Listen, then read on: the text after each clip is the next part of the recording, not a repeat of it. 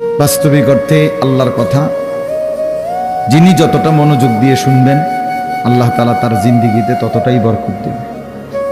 মানুষের পরিবর্তনের জন্য, সংশোধনের জন্য, মানুষের আখিরাতের সুন্দরের জন্য আল্লাহর কথা মনোযোগ দিয়ে শুনতে হয়। রাসূলুল্লাহ সাল্লাল্লাহু আলাইহি সাল্লাম বলছেন, কিছু মানুষ আছে এরকম যে যারা এমন মাটির মতো, যে মাটিটা উঁচু নিচু, যেমন মনে করেন পাহাড়ের গা ভেসে, গা বেয়ে উঁচা জায়গা থেকে নিচা জায়গার যে মাটি পাড়ে দিয়া থাকে, এটা সমান না মাটিটা।